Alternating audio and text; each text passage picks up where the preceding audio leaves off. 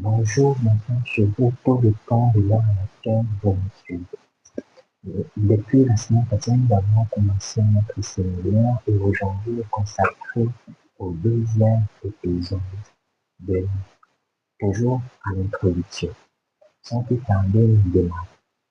Les effets de convergence tels que édités dans la première part, dans une partie de la première partie de l'introduction peuvent se présenter de diverses manières et revêtir un caractère multicolore qui soit descriptif. Sinon, les leçons qui inspirent de facteurs basiques nous emmènent ainsi à une valeur nominale d'effets anthropogéniques littéralement affiliés aux impacts dits anthropiques. Dans le livre du chapitre 2, nous tenterons par le privilège qui nous sera dû d'en comprendre en profondeur afin de permettre au lecteur d'avoir une compréhension beaucoup plus affermie en la matière.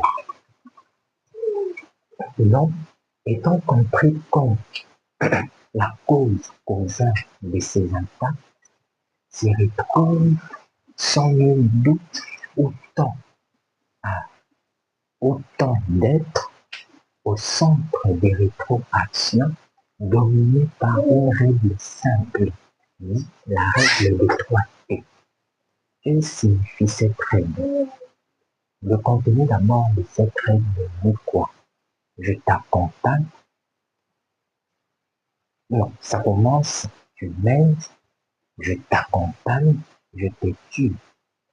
La première lettre, ainsi, dans l'explication de cette règle, la première lettre T unie au verbe aider signifie ou nous aide à comprendre l'importance intransigeante qu'occupe l'environnement dans le cadran universel de l'histoire de la création de l'humanité visible et peut-être celle invisible associée à la sagesse indéniable du Créateur et on m'a fait de la sorte.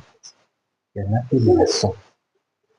La deuxième lettre T, unie au verbe accompagner, veut tout simplement nous emmener à comprendre le caractère accommodable que possède l'environnement, se manifestant notamment par sa capacité à se laisser façonner, à se laisser conduire, accompagner, jusqu'à même à des voies contraventionnelles, tel un enfant naïf reposant son entière confiance à ses tuteurs.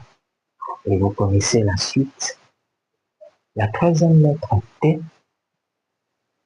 unie au verbe tuer, veut tout simplement nous faire comprendre les conséquences que tire l'environnement, notamment dans son caractère naïf, dans son caractère de naïveté, naïf.